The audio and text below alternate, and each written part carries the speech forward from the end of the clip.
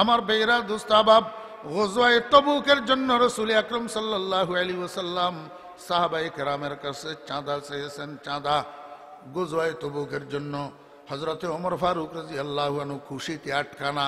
ওমর ফারুক মনে মনে কয়, আবু বকর, কোনোদিন কোনো কাজে, কোনো নেকিতে, কোনো ইবাদতে তোমার আগে যাইতে পারি না, আজকে তুমি আমার আগে যাইতে পারবা না, কারণ আমি যেই পরিমাণ মাল রসুলকে চাঁদা দেব তুমি সেই পরিমাণ মাল দিতে পারবা না, কারণ সেই পরিমাণ মাল তোমার কাছে নাই, দিবা কোত্থেকে?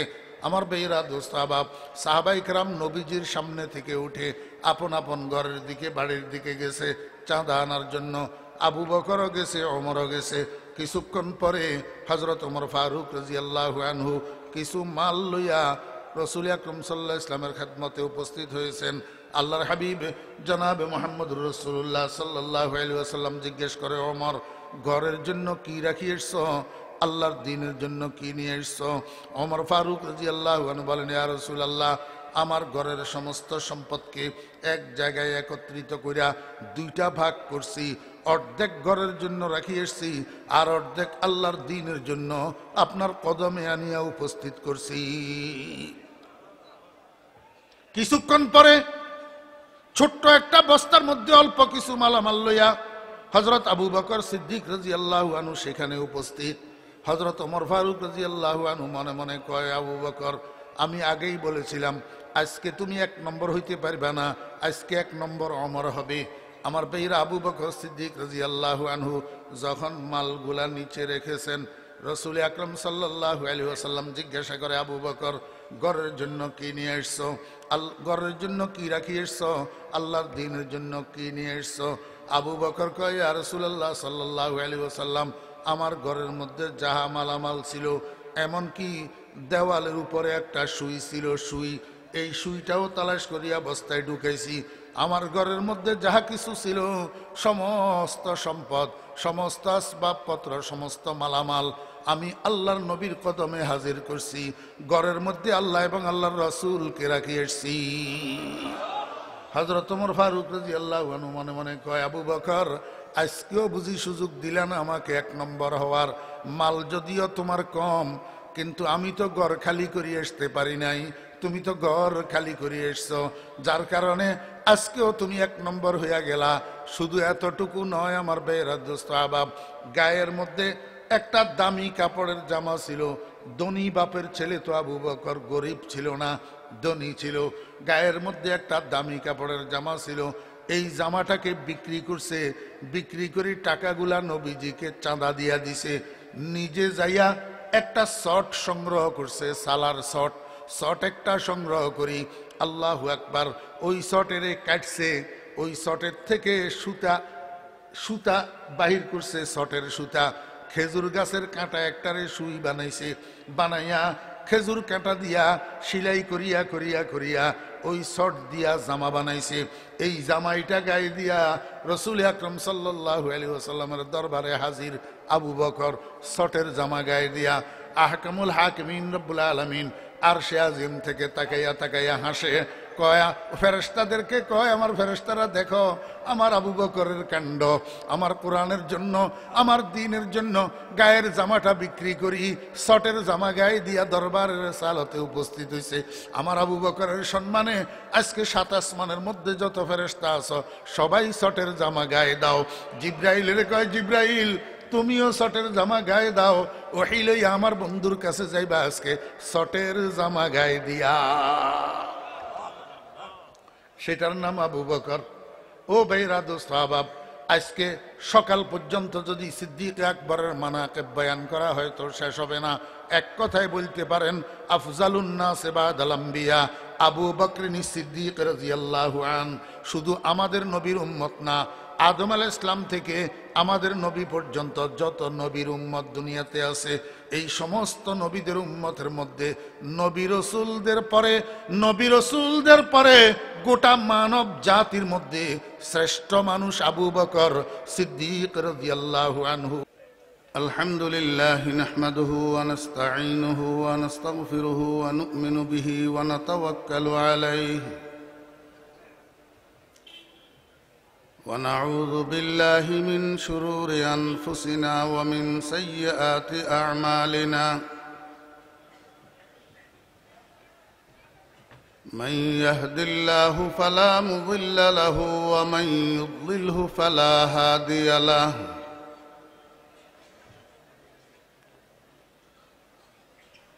ونشهد أن لا إله إلا الله لا خالق إلا الله ولا مالك إلا الله لا محيي إلا الله ولا مميت إلا الله ولا رازق إلا الله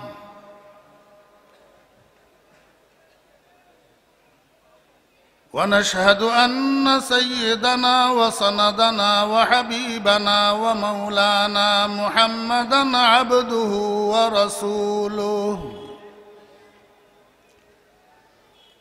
صلى الله تعالى عليه وعلى آله وأصحابه وأزواجه وذرياته وبارك وسلم تسليما كثيرا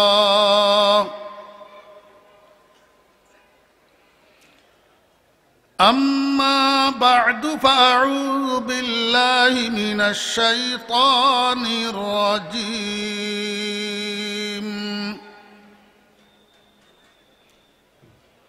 بسم الله الرحمن الرحيم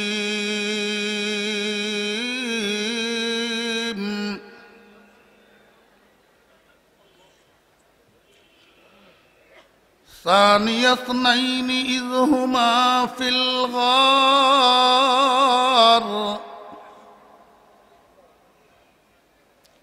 إذ يقول لصاحبه لا تحزن إن الله معنا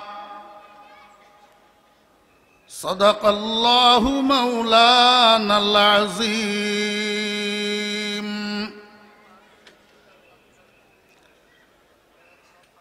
قال رسول الله صلى الله عليه وسلم ما من مولود إلا وفي سرته من تربة التي خلق منها حتى يدفن فيها وأنا وأبو بكر وعمر خلقنا من تربة واحدة حتى ندفن فيها وصدق رسوله النبي الأمي الكريم ونحن على ذلك لمن الشاهدين والشاكرين ربنا تقبل منا إنك أنت السميع العليم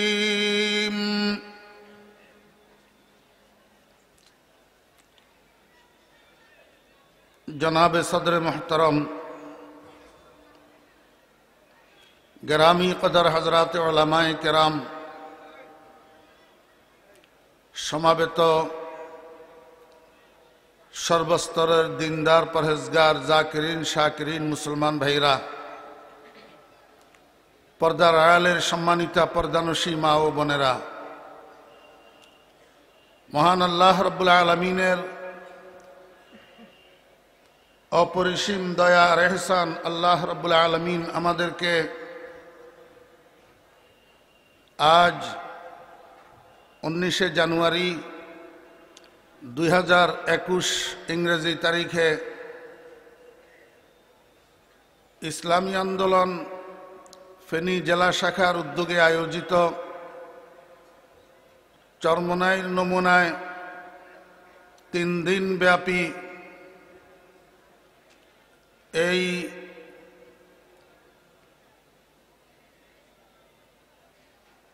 অতীব স্মরণীয়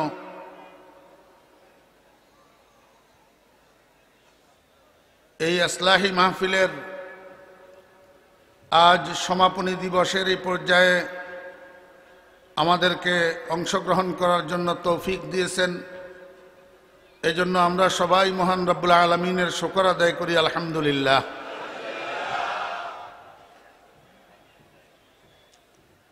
এখন আমার ঘড়িতে 6:50, 7:45 এখানে ইনশাআল্লাহ এশার জামাত হবে।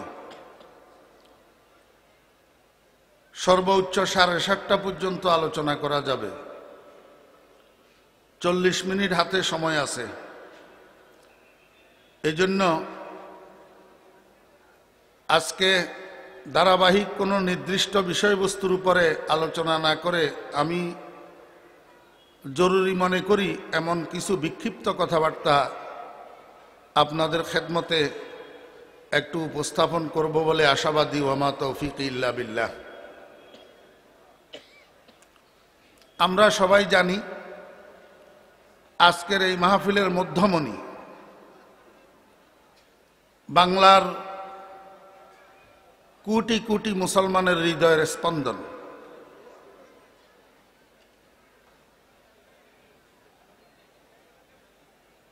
যেই চেহারার উপর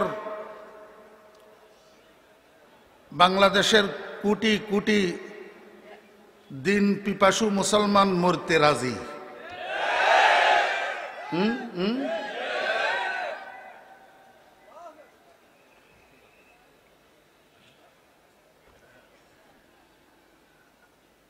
বাংলাদেশের সেই শেখে আজম, শেখে আজম, বাংলাদেশের শেখে আজম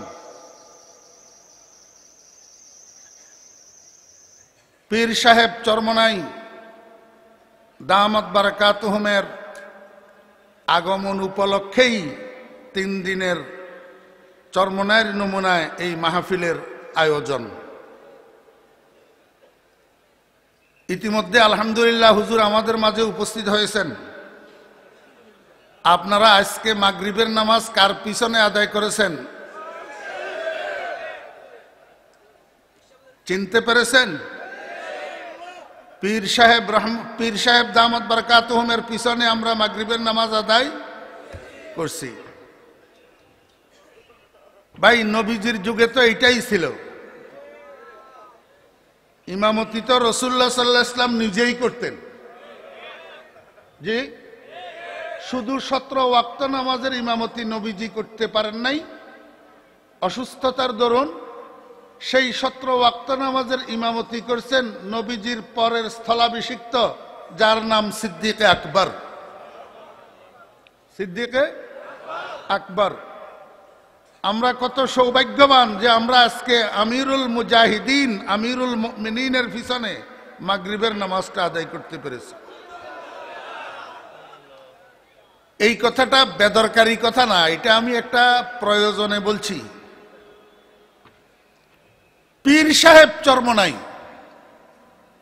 আমার কিছু ভাইয়েরা বলে পীর পাইলা কোথায়? পীর তো কোরআন শরীফে নাই।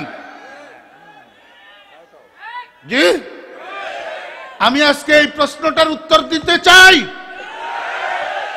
পীর পাইলা কোথায়? পীর তো কোরআন শরীফে নাই। পীর কোরআন শরীফে আছে, দেখার মতো তোমার কাছে চোখ নাই।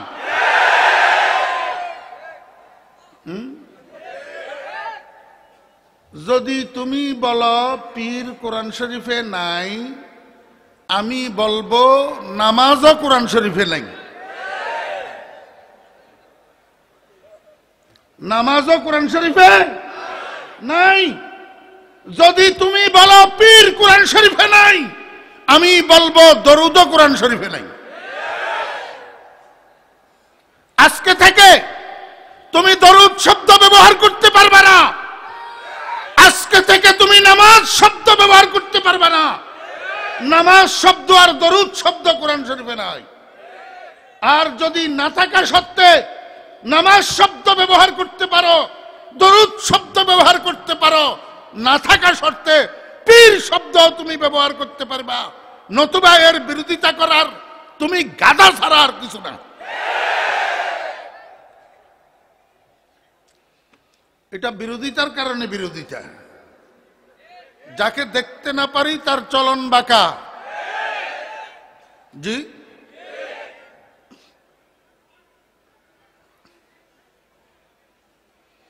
আপনারা জানেন নামাজকে আরবিতে কি বলা হয়? কোরআন শরীফের মধ্যে সালাত শব্দ আছে না নাই? কিন্তু নামাজ নাই। কারণ নামাজ শব্দ এটা উর্দু ফার্সি ভাষার শব্দ। তো কোরআন শরীফ কি উর্দু বা ফার্সি ভাষার কিতাব? তো তুমি আরবি ভাষার কিতাবের মধ্যে উর্দু ফার্সি ভাষা তালাশ করো কেন? তুমি গাধা না হইলে? দরুদ শব্দ, দরুদকে আরবিতে সালাত বলে। কোরআন শরীফের মধ্যে দরুদ অর্থে সালাত আছে, দরুদ নাই। দরুদ এটা ফার্সি ভাষার শব্দ। আসলের মধ্যে দরবির্দ ছিল, দরবির্দ অর্থাৎ এমন একটা মৌখিক ইবাদত যেটাকে মুখে মুখে রাখা চাই, বেশি বেশি পড়া চাই। এটাকে ফার্সিওয়ালারা সংক্ষিপ্ত করিয়া দরবির্দকে দরুদ বলে, দরুদ। তুমি তো বলো শবে বরাত তো কোরআন শরীফে নাই। শবে বরাত কোরআন শরীফে থাকবে কেন? শবে বরাত তো এটা ফার্সি ভাষার শব্দ। সব, রোজ, সব ফার্সি ভাষার শব্দ। তো কোরআন শরীফ আরবি ভাষার কিতাব, সেখানে তুমি ফার্সি তালাশ করো কেন? শবে বরাত বোঝানোর জন্য অন্য শব্দ আরবি আছে কিনা সেটা বলো। যদি লাইলাতুন, হাদিস শরীফের মধ্যে লাইলাতুন নিসফে মিন শাবান আছে, এটার অর্থ ফার্সিতে শবে বরাত। আরবি ভাষায় লাইলাতুম মুবারাকা আছে কোরআন শরীফের মধ্যে, এইটার অর্থ অনেক ইমামের মতে শবে বরাত। তুমি সেটা চোখে দেখো না? আল্লাহ পাক বলছেন নবীজিকে 3টা কর্মসূচি দিয়া দুনিয়াতে পাঠাইছেন। 1 নম্বর কর্মসূচি হলো তেলাওয়াতে কোরআন, 2 নম্বর কর্মসূচি হলো তাজকিয়ায়ে নফস, 3 নম্বর কর্মসূচি হলো তালিমুল কিতাবে ওয়াল হিকমা। ইয়াতলু আলাইহিম আয়াতিহি ওয়া ইউযাক্কিহিম ওয়া ইউআল্লিমুহুমুল কিতাবা ওয়াল হিকমা। কোরআন শরীফের আয়াত না? তো তুমি অনুবাদ করো ইউযাক্কিহিমের অর্থ কি? আমি তোমাকে কিয়ামত পর্যন্ত সময় দিলাম, যদি হায়াত পাও, আর হায়াত না পেলে যতটুক আছে ততটুক। সারা দুনিয়ার অভিধান সবগুলা দেখো, ইউযাক্কিহিমের অর্থ কি? ইউযাক্কিহিম আয় ইউতাহহিরু নুফুসাহুম মিনাল কাদাস। এই ইউতাহহিরুর জন্য একজন ফাইল লাগবে, ফাইল। ওয়া হুয়াল মুতাহহির আয় মুতাহহিরুন নুফুস আল্লাযী হুয়া ইউতাহহিরু নুফুসাল ইনসান ওয়া হুয়া শাইখ ফিল আরবি ওয়াল পীর ফিল ফারসি। বেটা বিয়াকল, এলেম কালামের গোষ্ঠী নাই, বাংলা ফড়ি ফড়ি শুধু মানুষকে বিভ্রান্ত করে।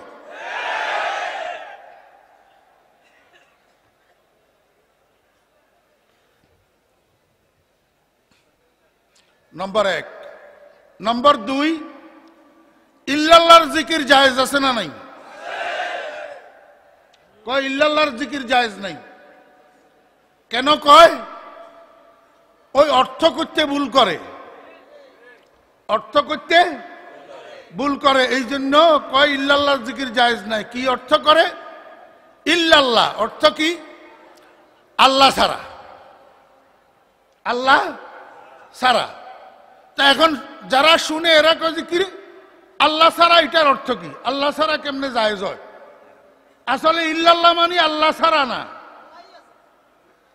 আমি শুরু থেকে অনুবাদ করি, লা ইলাহা, কোনো মাবুদ নাই, ইল্লাল্লাহ, কিন্তু আল্লাহ। লা ইলাহা, কোনো মাবুদ নাই, ইল্লাল্লাহ, কিন্তু আল্লাহ। তার মানে কালিমার মধ্যে 2 ভাগ, এক ভাগ না বাচক আর এক ভাগ হ্যাঁ বাচক, এক ভাগ নফি আর এক ভাগ ইসবাত। লা ইলাহা নফি, আর ইল্লাল্লাহ ইসবাত। লা ইলাহা মানে কোনো মাবুদ নাই, কোনো মাবুদ নাই। আপনারা বলেন তো এই কালিমার যে দুই ভাগ, এই দুই ভাগের প্রথম ভাগ লা ইলাহা, কোনো মাবুদ নাই, এই কথাটা সিঙ্গেল বলা সহি হবে কিনা? জি, কেন সহি হবে না? সিঙ্গেল এই কথাটা নাস্তিকতা।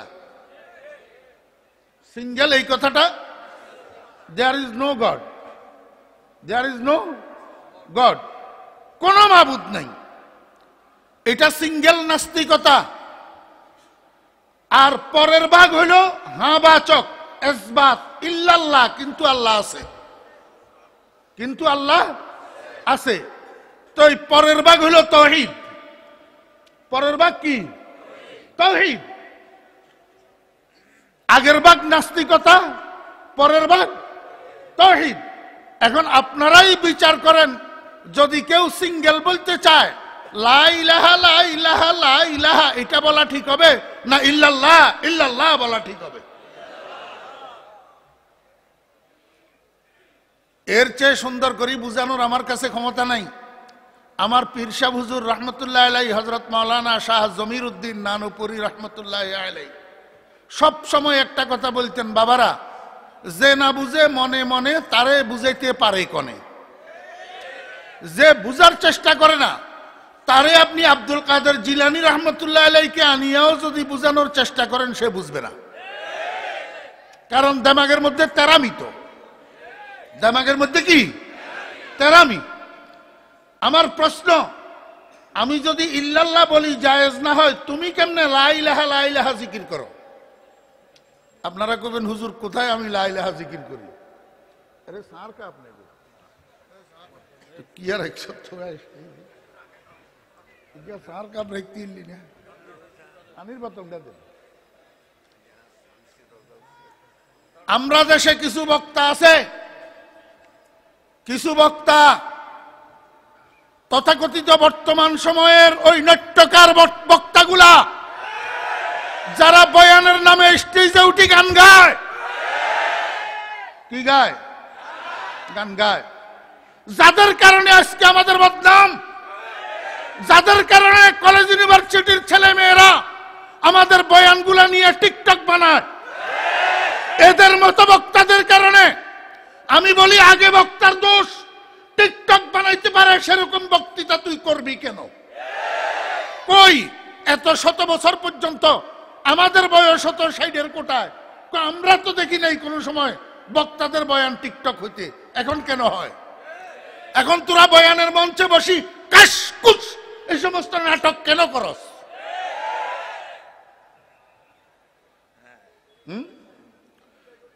তো ওয়াজ করতে করতে কয়, আপনারা একটু জিকির করেন, লা ইলাহা লা ইলাহা লা ইলাহা। হুজুরে চা খায়। হুজুরে কি খায়? চা খায়। এই ঠিক না বে ঠিক? হুজুরে কি খায়?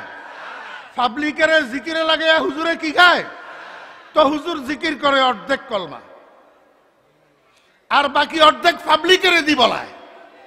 পাবলিকের দি আমি কনফার্ম ঘোষণা করতে চাই, এটা এমন ইবাদত না যেটা একজনেরটা আরেকজনে আদায় করে দিলে আদায় হবে। কালিমায়ে তাওহীদ যে বলবে ইল্লাল্লাহ সহ পুরা বলতে হবে, অর্ধেক কলমা বলা জায়েজ নাই, হারাম, এটা নাস্তিকতা।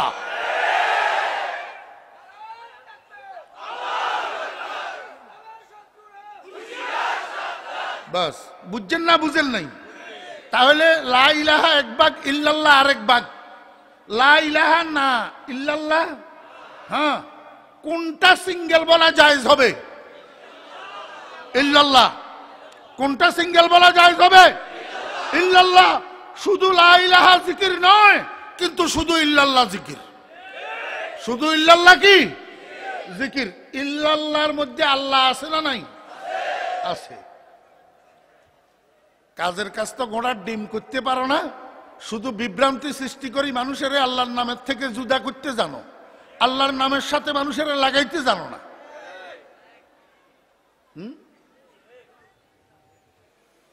নম্বর 3 রাসূল আকরাম সাল্লাল্লাহু আলাইহি ওয়াসাল্লামের খলিফা কয়জন ছিলেন? কয়জন? 4 জন। ইনাদের মধ্যে 1 নম্বর, সবাই বলেন সবাই, এগুলা আমাদের জানা দরকার। এগুলা না জানা থাকার কারণে আজকে শত্রুরা মুসলমানের পিছনে শুধুই ষড়যন্ত্রে লিপ্ত। রাসূলুল্লাহ সাল্লাল্লাহু আলাইহি ওয়াসাল্লামের 1 নম্বর খলিফার নাম কি? আবু বকর সিদ্দিক রাদিয়াল্লাহু আনহু। আবু বকর সিদ্দিক রাদিয়াল্লাহু আনহু হুজুরে পাক সাল্লাল্লাহু আলাইহি ওয়াসাল্লামের উপরে সর্বপ্রথম যেই মানুষটা ঈমান এনেছিল, কে ঈমান আনছিল? আমার বেরা দোস্ত আহবাব, মক্কার জমিনে আল্লাহর হাবিব জনাব রাসূলুল্লাহ সাল্লাল্লাহু আলাইহি ওয়াসাল্লাম সর্বপ্রথম উমুমি দাওয়াত দিতেন। উমুমি দাওয়াত রাস্তার মোড়ে মোড়ে, চৌরাস্তায়, তেমুহনীতে, গলির মাথায় দাঁড়াইয়া আল্লাহর হাবিব দাওয়াত দিতেন, ইয়া আইয়ুহান নাস কুলু লা ইলাহা ইল্লাল্লাহ তুফলিহুন। অনেক দিন পর্যন্ত এইভাবে উমুমি দাওয়াত দিয়েছেন, কিন্তু একটা মানুষও কলমা পড়ে না, ঈমান আনে না। শেষ পর্যন্ত হুজুরে পাক সাল্লাল্লাহু আলাইহি ওয়াসাল্লাম মনে মনে সিদ্ধান্ত নিলেন একটু খুসুসি দাওয়াত দেওয়ার দরকার। খুসুসি দাওয়াত তো নবীজি চিন্তা করলেন প্রথমে কার কাছে খুসুসি দাওয়াত নিয়ে যাওয়া যায়। রাসূল আকরাম সাল্লাল্লাহু আলাইহি ওয়াসাল্লামের দিলের মধ্যে আসলো মক্কার সম্ভ্রান্ত পরিবারের এক সন্তান, এক সম্ভ্রান্ত ব্যবসায়ীর সন্তান আবু বকর ইবনে আবু কুহাফা, ওনার কাছে সর্বপ্রথম একটু দাওয়াত নিয়ে যাইয়া দেখি। রাত্রে রাসূল আকরাম সাল্লাল্লাহু আলাইহি ওয়াসাল্লাম মনে মনে চিন্তা করে সিদ্ধান্ত নিলেন সকালে আবু বকরের ঘরে যাবেন, বিশেষভাবে খুসুসিভাবে আবু বকরকে কালিমার দাওয়াত দিবেন। এই সিদ্ধান্ত নিয়ে রাসূল আকরাম সাল্লাল্লাহু আলাইহি ওয়াসাল্লাম ঘুমাইয়া পড়ছেন। এদিকে ওই দিন বিকালবেলায় মক্কার কিছু নেতৃবৃন্দ, কাফেরদের নেতারা আবু বকর সিদ্দিক রাদিয়াল্লাহু আনহুর কাছে এসেছে। আসি কয়, আবু বকর, এই যে আব্দুল্লাহর ছেলে মুহাম্মদ কি কথা কতগুলা বলে, কি কলমা একটার দাওয়াত দে, এই বিষয়ে আমরা আপনার থেকে একটা বিবৃতি চাই। আবু বকর সিদ্দিক রাদিয়াল্লাহু আনহু বলে, আমি পারবো না, আমি মুহাম্মদের সম্পর্কে কিছুই জানি না। যতক্ষণ পর্যন্ত উনার সম্পর্কে জানতে না পারবো, উনার সম্পর্কে খবরাখবর না নেব, ততক্ষণ পর্যন্ত উনার পক্ষে বিপক্ষে কোনো রকম বিবৃতি আমি দিতে পারবো না। তোমরা আমাকে আগামী 24 ঘন্টা সময় দাও। এই 24 ঘন্টা সময়ের মধ্যে আমি মুহাম্মদের সম্পর্কে আগে খবর নেব, তারপরে ভালো মন্দ তোমাদেরকে বিবৃতি দেব। এরপরে ওই নেতৃবৃন্দ চলে গেছে। পরের দিন সকালবেলায় আবু বকর সিদ্দিক রাদিয়াল্লাহু আনহু ঘর থেকে বাইর হইছেন। রাসূল আকরাম সাল্লাল্লাহু আলাইহি ওয়াসাল্লামের কাছে যাবেন, নবীজির ঘরে যাবেন, সরাসরি নবীজির সাথে কথা বলবেন। কতগুলা প্রশ্ন তৈরি করে রেখেছেন, এই প্রশ্নগুলা নবীজিকে করবেন। নবীজি এই প্রশ্নগুলার উত্তর যদি সঠিক দিতে পারে তাহলে নবীজিকে স্বীকৃতি দিয়া কলমা পড়ে মুসলমান হয়ে যাবে। আর যদি নবীজি এই প্রশ্নগুলার উত্তর দিতে না পারে তাহলে নবীজির বিরুদ্ধে কাফের সর্দারদের কাছে বিবৃতি দিবে। এই মনস্থ কইরা আবু বকর ঘর থেকে বাইর হইছে। ওদিকে রাসূল আকরাম সাল্লাল্লাহু আলাইহি ওয়াসাল্লাম ঘর থেকে বাইর হইছেন, আবু বকরের ঘরে যাবে। বিশেষভাবে আবু বকরের কাছে কালিমার দাওয়াতটা পেশ করবে, ঈমানের দাওয়াতটা পেশ করবে। দুইজন দুই দিক থেকে অর্ধেক রাস্তায় যখন আসছে, দুজনের মধ্যে সাক্ষাৎ হইয়া গেছে। সাক্ষাৎ যখন হইছে, দুজন দাঁড়াইয়া গেছে। রাসূল আকরাম সাল্লাল্লাহু আলাইহি ওয়াসাল্লাম আবু বকরকে জিজ্ঞেস করেন, আবু বকর কোথায় যাইতেছেন? আবু বকর কয়, আপনি কোথায় যাইতেছেন? রাসূল আকরাম সাল্লাল্লাহু আলাইহি ওয়াসাল্লাম কয়, আমি তো আপনার ঘরে যাইতেছিলাম। আবু বকর কয়, আমি তো আপনার ঘরে যাইতেছিলাম। রাসূল আকরাম সাল্লাল্লাহু আলাইহি ওয়াসাল্লাম কয়, আবু বকর কি কাজ, আমার কাছে আপনার কি কাজ নিয়ে যাইতেছিলেন?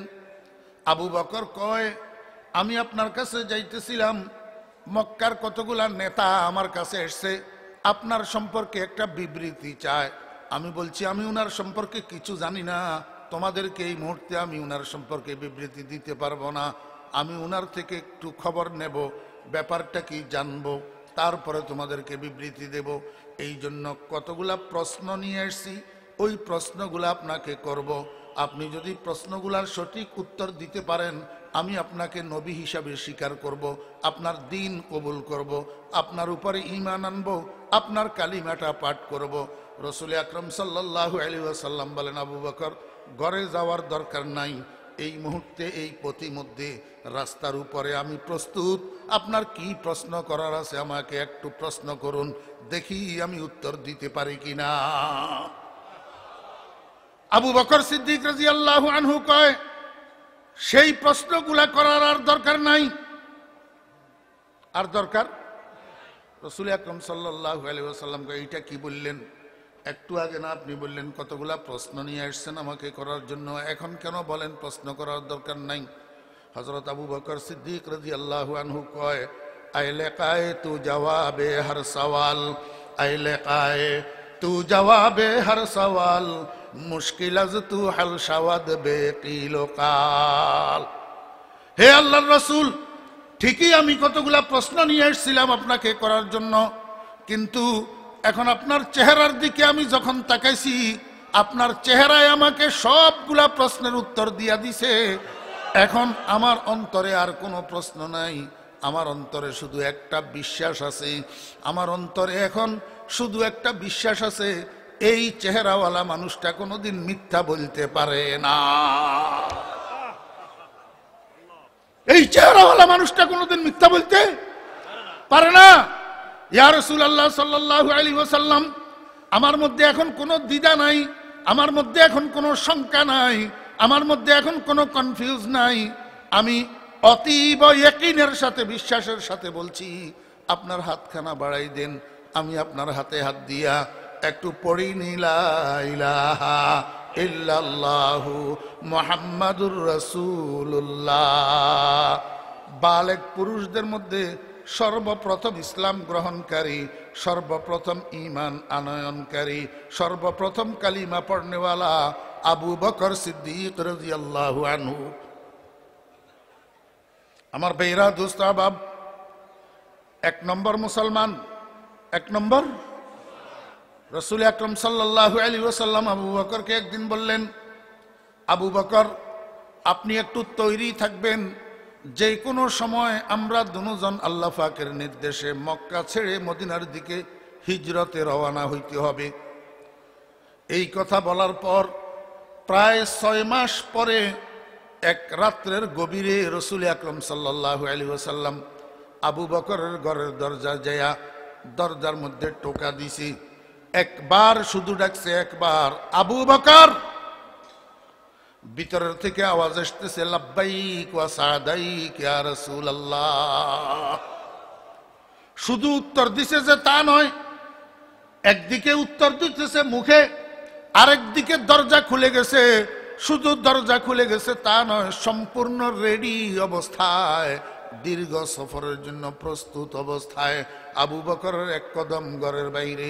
রাসূল আকরাম সাল্লাল্লাহু আলাইহি ওয়াসাল্লাম আশ্চর্য বোধ করিয়া আবু বকরকে জিজ্ঞেস করে, আবু বকর শুধু একবার মাত্র ডাকলাম, এই গভীর রজনী, এটা তো ঘুমের সময়, এই সময়ের মধ্যে মাত্র একবার ডাক দিলাম, আর আপনি কিনা ডাকের সাথে সাথে জবাবও দিলেন, দরজাও খুললেন, আবার সফরের জন্য সম্পূর্ণ প্রস্তুত অবস্থায় ঘরের বাইরে পাও রাখলেন, এটা কি করে সম্ভব?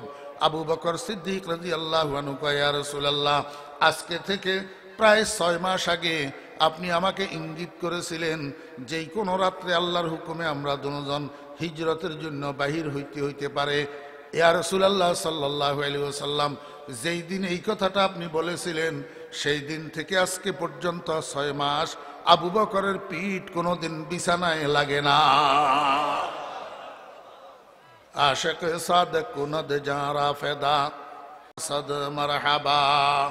আমার বেরা দোস্ত আহবাব, কোরআন শরীফের মধ্যে আল্লাহু আকবার, এই হযরত আবু বকর সিদ্দিক রাদিয়াল্লাহু আনহুর নবীজির সাহাবী হওয়াটা কোরআন শরীফের মধ্যে এসেছে।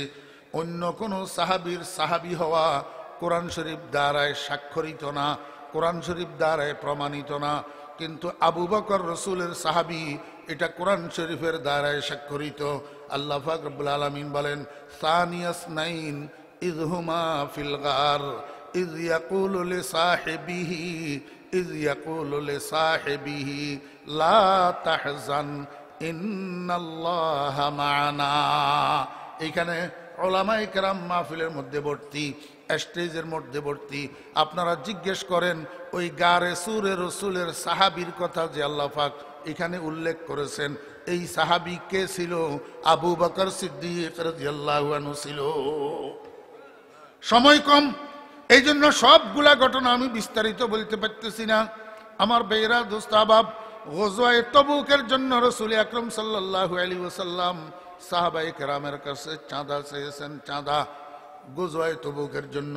হযরতে ওমর ফারুক রাদিয়াল্লাহু আনহু খুশিতে আটখানা। ওমর ফারুক মনে মনে কয়, আবু বকর, কোনোদিন কোনো কাজে, কোনো নেকিতে, কোনো ইবাদতে তোমার আগে যাইতে পারি না, আজকে তুমি আমার আগে যাইতে পারবা না, কারণ আমি যেই পরিমাণ মাল রসুলকে চাঁদা দেব তুমি সেই পরিমাণ মাল দিতে পারবা না, কারণ সেই পরিমাণ মাল তোমার কাছে নাই, দিবা কোত্থেকে? আমার বেয়েরা দোস্ত আহবাব, সাহাবায়ে কেরাম নবীজির সামনে থেকে উঠে আপন আপন ঘরের দিকে, বাড়ির দিকে গেছে চাঁদা আনার জন্য। আবু বকরও গেছে, ওমরও গেছে। কিছুক্ষণ পরে হযরত ওমর ফারুক রাদিয়াল্লাহু আনহু কিছু মাল লইয়া রাসূল আকরাম সাল্লাল্লাহু আলাইহি ওয়াসাল্লামের খেদমতে উপস্থিত হয়েছেন। আল্লাহর হাবিব জনাবে মুহাম্মদুর রাসূলুল্লাহ সাল্লাল্লাহু আলাইহি ওয়াসাল্লাম জিজ্ঞেস করে, ওমর, ঘরের জন্য কি রাখি এসছো? আল্লাহর দ্বীনের জন্য কি নিয়ে এসছো? ওমর ফারুক রাদিয়াল্লাহু আনহু বলেন, ইয়া রাসূলুল্লাহ, আমার ঘরের সমস্ত সম্পদকে এক জায়গায় একত্রিত কইরা দুইটা ভাগ করছি, অর্ধেক ঘরের জন্য রাখি এসছি, আর অর্ধেক আল্লাহর দ্বীনের জন্য আপনার কদমে আনিয়া উপস্থিত করছি। কিছুক্ষণ পরে ছোট্ট একটা বস্তার মধ্যে অল্প কিছু মালামাল লইয়া হযরত আবু বকর সিদ্দিক রাদিয়াল্লাহু আনহু সেখানে উপস্থিত। হযরত ওমর ফারুক রাদিয়াল্লাহু আনহু মনে মনে কয়, আবু বকর, আমি আগেই বলেছিলাম আজকে তুমি এক নম্বর হইতে পারবে না, আজকে এক নম্বর ওমর হবে। আমার ভাইরা, আবু বকর সিদ্দিক রাদিয়াল্লাহু আনহু যখন মালগুলা নিচে রেখেছেন, রাসূল আকরাম সাল্লাল্লাহু আলাইহি ওয়াসাল্লাম জিজ্ঞাসা করে, আবু বকর, ঘরের জন্য কি নিয়ে এসছো? ঘরের জন্য কি রাখি এসছো? আল্লাহর দ্বীনের জন্য কি নিয়ে এসছো? আবু বকর কয়, ইয়া রাসূলুল্লাহ সাল্লাল্লাহু আলাইহি ওয়াসাল্লাম, আমার ঘরের মধ্যে যাহা মালামাল ছিল, এমনকি দেওয়ালের উপরে একটা সুই ছিল, সুই, এই সুইটাও তালাশ করিয়া বস্তায় ঢুকাইছি। আমার ঘরের মধ্যে যাহা কিছু ছিল, সমস্ত সম্পদ, সমস্ত আসবাবপত্র, সমস্ত মালামাল আমি আল্লাহর নবীর কদমে হাজির করছি। ঘরের মধ্যে আল্লাহ এবং আল্লাহর রাসূলকে রাখি এসছি। হযরত ওমর ফারুক রাদিয়াল্লাহু আনহু মনে মনে কয়, আবু বকর, আজকেও বুঝি সুযোগ দিলা না আমাকে এক নম্বর হওয়ার? মাল যদিও তোমার কম, কিন্তু আমি তো ঘর খালি করে আসতে পারি নাই, তুমি তো ঘর খালি করে এসছো, যার কারণে আজকেও তুমি এক নম্বর হইয়া গেলা। শুধু এতটুকু নয় আমার বেয়েরা দোস্ত আহবাব, গায়ের মধ্যে একটা দামি কাপড়ের জামা ছিল। ধনী বাপের ছেলে তো আবু বকর, গরিব ছিল না, ধনী ছিল। গায়ের মধ্যে একটা দামি কাপড়ের জামা ছিল, এই জামাটাকে বিক্রি করছে, বিক্রি করে টাকাগুলা নবীজিকে চাঁদা দিয়া দিছে। নিজে যাইয়া একটা শর্ট সংগ্রহ করছে, সালার শর্ট, শর্ট একটা সংগ্রহ করি, আল্লাহু আকবার, ওই শর্টের কাটছে, ওই শর্টের থেকে সুতা সুতা বাহির করছে, শর্টের সুতা। খেজুর গাছের কাঁটা একটারে সুই বানাইছে, বানাইয়া খেজুর কাঁটা দিয়া সিলাই করিয়া করিয়া করিয়া ওই শর্ট দিয়া জামা বানাইছে।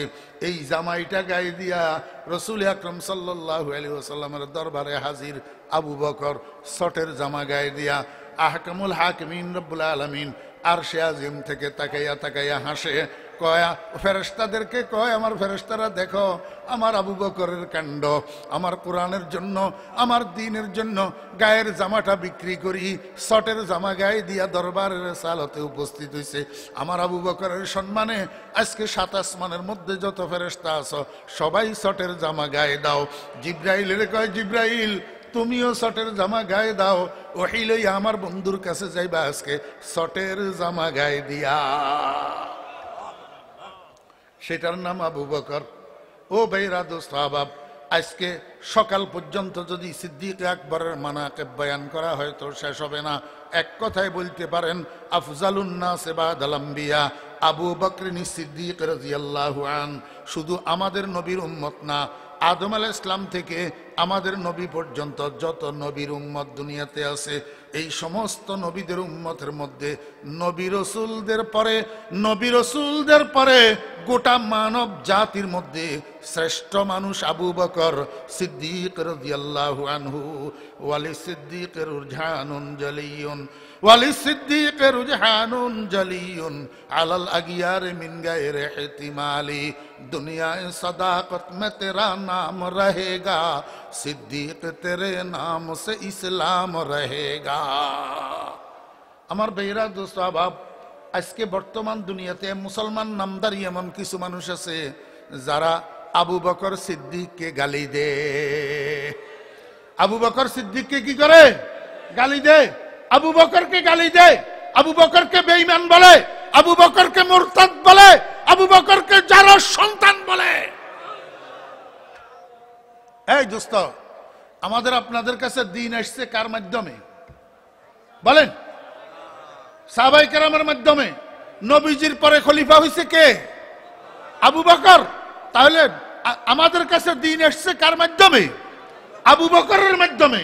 যদি আবু বকর বেঈমান হয়, যদি আবু বকর মুরতাদ হয়, তো আমার আপনার ইমানের ঠিকানা কোথায় বলেন?